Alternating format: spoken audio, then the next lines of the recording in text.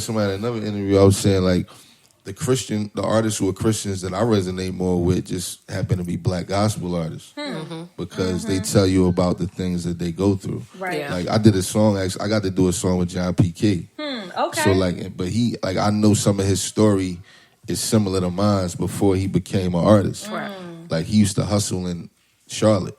You know what I'm saying? So he was. I mean, he got like mug shots on the internet. You can see it of him. Like at least 3 or 4. Yeah. You know what I'm saying? So it's just certain artists that gave me that feeling of I just resonated with what they were speaking. And the music was good. Yeah. Conceptually, it was conceptually good. It was artistic. The track was dope. The lyrics made me think. They made me reflect. They took me to a certain space. And that's what I wanted to do with my music. Yeah. You know, so I wanted to do for other people what was done to you. What was done for me. Yeah. You know what I'm saying? Through music. And I did listen to a couple of your songs, and I think that's why I kind of put you as the inspirational hip hop. Because it was hip hop, but it was inspiring to just the message behind it. It was like, wow, you actually listen to it. Yeah.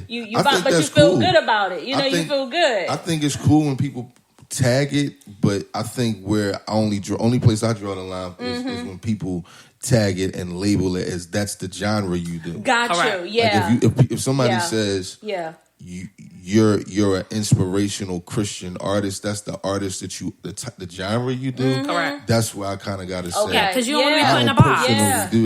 And I think as an artist, you have to take yourself out of boxes. Because sometimes people, we feel more comfortable with labels because we can conceptualize it and we understand it. You know, it helps us to kind of frame the conversations. But that doesn't mean you stay there. Yeah. You know?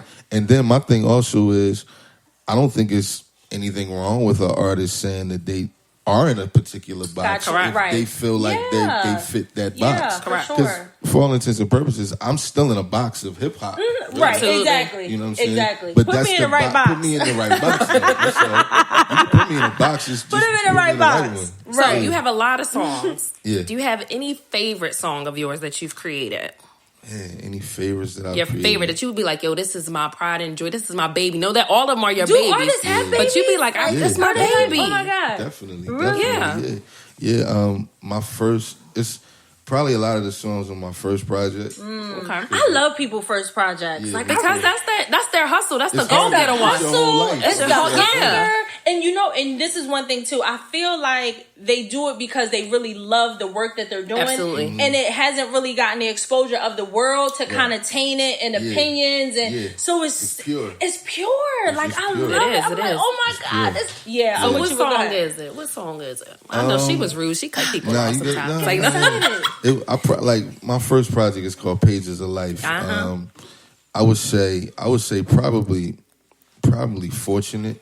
Fortunate. It's a song they call Fortunate. Okay, Fortunate. I mean, I got another song on probably my 4th album, Nazareth. It's called which one would I go with off of Nazareth? There's so many on that album. Sometimes I got like a whole body of work that kind of stands out to me. Right. Like my first body of work. Second one too. A lot of people. What was up with the Prophet? I saw, and I know. Yeah, you got. What was the reasoning behind putting your mom? So his mom is on the. What is it? The cover? Album cover? I guess it's called. Yeah. I put my mom on the cover because a lot of the stuff I was talking about on that album, it kind of. When I was going through those things, my mom's face was always in the back of your head. Oh my Yeah. God! Oh wow! Like, you know what I mean? Like the things that she would tell me. You know, like I just remember them coming at to pick me up from like the precinct and like not coming back no more. Like if you get locked up again, my dad even said it too. He was like, he was like your mom said if you get locked up again, we're not coming back. We're not coming back to get you. Know what I'm saying? So just her words and stuff was just playing always in the back of your mind. Yeah. Yeah. So I just put on the That's cover. deep. Yep. All right, so we got Fortune from the first album. Yeah, so I mean Nazareth. Well, the second one was Hell's Diary, the Healing LP. From that one, I'll probably say my favorite on there is probably either Dirty Laundry or Early Grave. Okay. Yeah, probably either one of those two. Life song. Pray, Prey, the first song. That's deep. Yeah, a lot of people compare my first album with my second one. Okay. People tend to do that. Yeah. Okay. Yeah. Yeah. They had a connecting thread in terms of content, but they were two different producers. So they had a different feel. But I wanted to do something that was different. on that second project, especially since when my first project came out, a lot of message boards online were really embracing my music, especially in hip hop culture. That first album, like it came out on vinyl. Like I got it on vinyl on my wall. Wow. Like it's in record, like real record shops where you can go like get, you know what I mean? Like people are still getting it on like in like Europe in certain places. So a lot of the people from the Christian hip hop community were saying that, you know, they were hearing about me because, you know, they listen to hip hop. Gotcha. You know what I'm saying? So I just happened to be a hip hop act on a hip hop label, but I was Christian though. So but a lot of people were saying like, yo, his music is not Christian enough, or people even saying he's not really a Christian. They was like questioning my relationship with Christ and everything just because of my music. Yeah. You know what I'm saying? Not to say that you can't do that. I think there is something to be, you can listen to somebody, but I don't think there was anything that you could listen to with my music on the first album that would make you think otherwise. Right. Does that change you as an artist and the work that you put out? I'm sure. That's what I was gonna go into with the second project. I felt like I had a point to prove to a degree. To show, like I kind of was like I waited to respond to my music on the second album as opposed to respond on those message boards. Gotcha. Yeah. So I think that it was so much heart and pain that went into that second one that it kind of matched the first one. Yeah. The first one they say is a classic. Yeah. But the second one, it was a lot more like pain and heartfelt. Yeah. You know what I'm saying? And I was real transparent. And they didn't really like that either. Gotcha. And I kept trying to tell them, well, I'm not making this for y'all anyway. Right. I'm not making music for Christians. Yeah. If they like it, they like it. I don't want them to not like it. Correct. I'm just saying I'm not. But know that that's not the general purpose. Yeah. I didn't start rapping in a circle of Christian friends. Yeah. Correct. Right. Like most Christian rappers, they started rapping when a lot of them started rapping when they became a Christian. Gotcha. I was rapping before I became a Christian. Like I was like outside rapping for real. Wow. You know what I mean? So everything that I was doing, it didn't really resonate with the church kids per se, or what they thought you were supposed to sound like I didn't even know it was really a genre called Christian hip hop. Okay. Only genre of hip hop I knew was hip hop. Yeah. I said I'm gonna add what I do to that culture. I'm gonna go to Mars Hill like Paul did. Like I'm not gonna try to make a Christian version of this thing. You know what I mean? If you think it's evil, it's evil. It's evil. It's like for lack of a better term, it's like if you think pornography is evil, you can't do Christian pornography. Right, true. Oh, because it's Christian. Right. They married. We got husband and wives doing it. That was good. If it's inherently evil, it's evil. That was good. Why are you making a Christian version of something you think is evil? That was so good. So even just kind of like speaking along that point, this is my final question, and Jazz may have something else for you. Just for those who are listening, for those who are watching, like what advice would you give people to kind of stay true to their craft, true to who it is that they are in the midst of the world saying you should be this or you should do that? Yeah, I mean, I think that you have to understand that, you know, what you create is unique and people need to hear it in its purest form. I think that's going to be what penetrates the culture for you. That's what penetrated the culture for me. That's why people who I was a fan of became fans of me. You know what I'm saying? So it's kind of like it was just unadulterated. Right. You know what I'm saying? It was from the heart. It was raw. It was different. It was kind of like when certain artists came that I first heard and their music affected me that way. It was so different. It was so pure.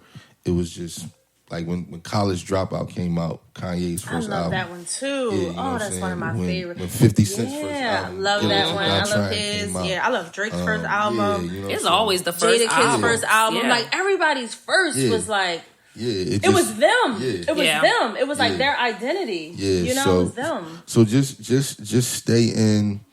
stay like on. You know, if you're a new artist, stay in the studio, stay in the incubator, where you can stay attached to the source of what's really you, and I think you'll be all right. You'll be all right. All right. Well, for me, and I'm always about my ladies. Ladies, I got y'all covered, right? And you probably talked about this on like somebody else's show. I don't know, but you ain't talked about it on our show. Let's talk ladies, about it. Let me close my book. I'm done. Let's do it. Ladies would just like to know. You out here doing your thing. Ladies like to know. Do you have somebody anybody? Asked. I'm pretty sure somebody asked. He gave me a finger to say, Jazz, tap you on the shoulder. This is your duty to make sure you cover this. Yeah. So, ladies like to know. You have somebody, I mean, I'm single now. Y'all heard that lady's single. I'm single as a dollar bill in a strip club. I'm sorry. All righty. I'm sorry. No, that was Did I just say that? I'm sorry. Okay, he's single. Any type of women that you like, so they can know. What type of women are you looking for? I like women who are, trying to be entrepreneurs, and at least that's their goal.